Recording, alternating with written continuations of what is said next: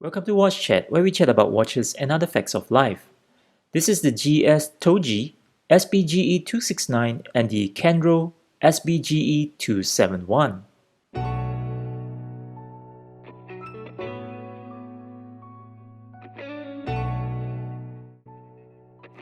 Both the Toji and Kenro are part of the new series of Grand Seiko's GMT watches that celebrates the ever-changing seasons. The dial on the Toji resembles the texture and color of a winter landscape as the sun sinks lower in the sky, whereas the dial on the Kenro depicts the night sky when autumn is at its height. Save for the dial, both timepieces are actually the same. The case material here is stainless steel featuring a lot of Zaratsu polishing. The bezel, side, and the edge of the lugs are Zaratsu style, but the front of the lugs are brush finish. The case size here is measured at 40.2mm in diameter and 48.5mm lug to lug. For a sporty dress watch, 14m in thickness may seem acceptable to some. However, the side visual of this watch seems rather imbalanced to me. Firstly, there is that very tall box-shaped sapphire crystal that takes up probably 15% of its height. Then a towering bezel that's probably screwed on to the reasonably sized curvy case where the lux extends from. Lastly, is that rather thick bottom case that is attached using 6 huge screws. The lugs have screw holes for easy adjustment. The strap here is GS Heritage Line standard issue bracelet that fits this watch better than the Elegance Collection SBGJ 251. It's probably because the Toji and Kenro have lugs that are more angular and brushed at the front, compared to the 251 that has lugs with a softer look with polished fronts. If you missed my review on the 251, I'll put a link in the description below.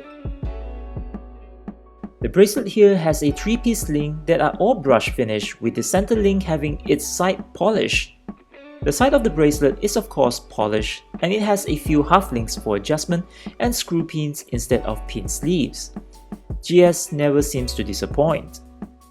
The clasp here is a 3-fold clasp with push button release. The open case bag with lion emblem here showcased the 9R66 spring drive caliber movement that has 72 hours of power reserve, 30 joules, stop second hand function, magnetic resistance, and 100 meter of water resistance. There are no crown guards on this watch and the crown has the GS logo engraved on it. The sapphire crystal here is AR coated.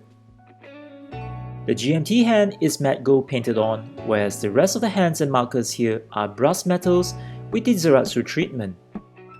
The markers are chamfered on 3 sides with the top crafted with lines on them. The GS logo on both watches are applied, whereas the words on the black dial are all painted in white, including the 3 days power reserve indicator, whereas the word GMT and the 24 hours indicator are painted in gold. For the Toji, however, which is the white dial, the words are all painted in black, including the 24 hours indicator. Only the GMT word is painted in gold. The minute markers on both these watches have a train track design. The date window has a Zaratsu window frame that slopes in into the aperture. The date on both these watches matches the color of the dial. The design on the black dial has a paintbrush stroke design, resembling it like the clouds at night. The design on the white, on the other hand, is like sandpaper, which is supposed to resemble the winter landscape, which I seriously don't think it does. In my humble opinion, of course. Between the 4 series of Grand Seiko's GMT watches, both the SBGJ 251 and the SBGJ 249 are automatic high beat, whereas the SBGE 269 and the SBGE 271 are spring drives. Although the automatic watches are thicker than the spring drives, the spring drive watches have a thicker head, and that's because the automatic watches have a thicker bottom. Funny enough, though the automatic watch is thicker, The lugs on the spring drives are bulkier and longer. So between the black and the white, which will you go for? Better still, why don't you tell us which of these 4 watches would you consider and why? Let us know at the comments below.